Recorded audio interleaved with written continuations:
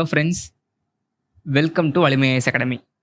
நம்ம வலிமை ஐஏஎஸ் அகாடமியில் TNPSC group 1, group 2, group 2A, group 4க்கான பேட்ச் கண்டக்ட் பண்ணுறாங்க. நீங்கள் அதில் ஜாயின் பண்ணணும்னு நினச்சிங்கன்னா டிஸ்கிரிப்ஷனில்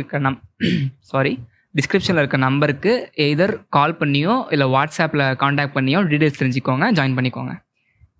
நம்ம போன 2 வீடியோவில் சிலபஸ், அதாவது இந்தியன் எக்கனாமி யூனிட் 6ல் கொடுத்துருக்க இந்தியன் எக்கனாமியுடைய சிலபஸை எப்படி அப்ரோச் பண்ணலாங்கிறதையும் அந்த சிலபஸில் என்னென்ன கண்டென்ட் இருக்குங்கிறதையும் பார்த்தோம். இப்போ நம்ம ஒரு சீரீஸ் ஆஃப் வீடியோவில் என்னென்ன டேர்ம்ஸ்லாம் தெரிஞ்சுக்கிட்டா எக்கனாமியை கொஞ்சம் ஈஸியாக புரிஞ்சிக்கலாம் அப்படிங்கிறதுக்கான ஒரு அப்ரோச் தான் இது. சில எக்ஸ்ப்ளனேட்டரி டேர்ம்ஸ் தேவைப்படும் இங்கே.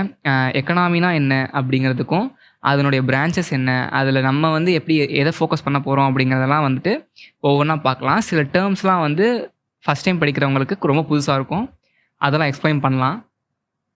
அந்த சீரீஸாக தான் இருக்கும் இது. ஸோ ஃபஸ்ட்டு எக்கனாமிக்ஸ் அப்படின்னா என்ன அப்படின்னு சொல்லிட்டு அண்டர்ஸ்டாண்ட் பண்ணலாம். எக்கனாமிக்ஸ்ங்கிறது studying the economic activities of human being. ஆப்வியஸாக ஆக்டிவிட்டீஸ் ஆஃப் ஹியூமன் பீயிங் தான் பார்க்க போகிறோம். அந்த ஆக்டிவிட்டீஸ்னால் என்ன, அது எப்படிலாம் டிவைட் பண்ணுறாங்கன்னு பார்த்தீங்கன்னா, all the activities where money is involved, they are called as economic activities. அந்த ஆக்டிவிட்டி தான் நம்ம 3ஆக பிரிச்சிருப்போம். உங்களுக்கு ஷார்ட்டாக சொல்லணும்னா primary activity, secondary activity and tertiary ஆக்டிவிட்டின்னு சொல்லுவோம். அண்டு இங்கே அதாவது எந்தெந்த ஆக்டிவிட்டி எல்லாத்தையுமே மணி இன்வால்வ் ஆகுதோ ஆப்வியஸாக அந்த ஆக்டிவிட்டியில்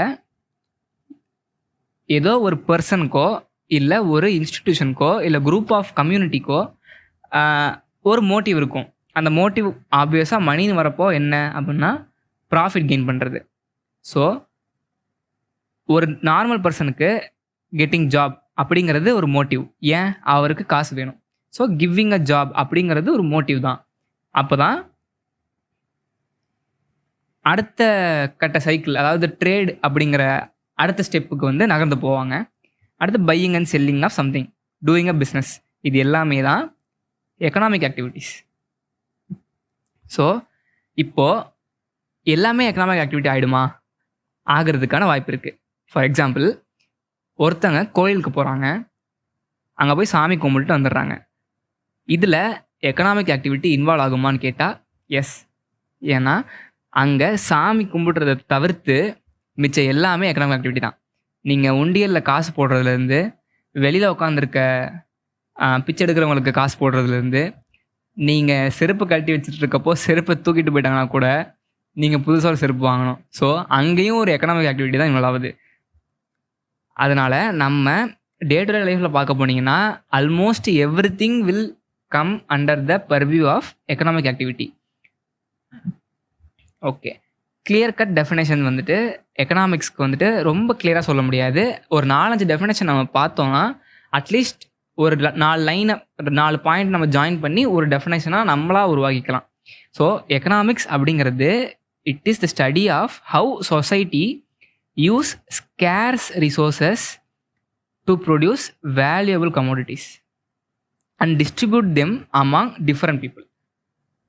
ஸோ அவங்கள்ட்ட இருக்கிற ஸ்கேர்ஸ் ரிசோர்ஸஸ், அதாவது அவங்கள்ட்ட எவ்வளோ இருக்கோ அந்த ரிசோர்ஸஸில் ஒரு பார்ட்டை அவங்க ஒரு வேல்யூபிள் கமோடிட்டியாக, அதாவது அது வரைக்கும் அதுக்கு வேல்யூவே இருக்காது, அதுக்கு ஒரு வேல்யூ கொடுத்து ஒரு வேல்யூபிள் கமோடிட்டியாக மாற்றி அதை டிஸ்ட்ரிபியூட் பண்ணுவாங்க. எதுக்காக? In favour of money. இப்போது அட் ப்ரெசன்ட் ஸ்டேஜில் அது in favour of money or crypto currency அப்படின்னு சொல்லலாம். முன்னாடி ஒரு பொருளை கொடுத்து இன்னொரு பொருளை வாங்கிக்குவாங்க. அவங்களுக்கு என்ன தேவையோ அந்த பொருளை கொடுத்துட்டு அதுக்கு ஈக்குவலாக இங்கே என்ன தேவையோ அந்த பொருளை வாங்கிக்குவாங்க. ஸோ இதுக்கு பேர் பார்ட்டர் சிஸ்டம் சொல்லுவாங்க. அது பழைய system. Okay, so economic studies how an individual, firm, government and other organisations within a society make choices and how these choices determine the society use of its resources. So இங்கே இவங்க எல்லாமே சேர்ந்து செய்யக்கூடிய, அது எடுக்கக்கூடிய ஒரு சாய்ஸ் எப்படி அந்த ரிசோர்ஸஸை யூஸ் பண்ண போகிறாங்கங்கிறது மட்டும்தாமே எய்மாக இருக்கும். ஸோ இது எல்லாமே தான் வந்துட்டு எக்கனாமிக்ஸ். ஸோ சிம்பிளி எக்கனாமிக்ஸ் அப்படிங்கிறது how society uses the scares resources. Tamil Nadu அப்படின்னா தமிழ்நாட்டுக்குன்னு சொல்லிட்டு குறிப்பிட்ட ரிசோர்ஸஸ் டாமினண்ட்டாக இருக்கும், சில ரிசோர்ஸஸ் இருக்கவே இருக்காது. ஸோ நம்மளுடைய ரிசோர்ஸஸ் ஃபார் எக்ஸாம்பிள் இப்போ சேலம் அப்படின்னா அயன் அதிகமாக கிடைக்கும்.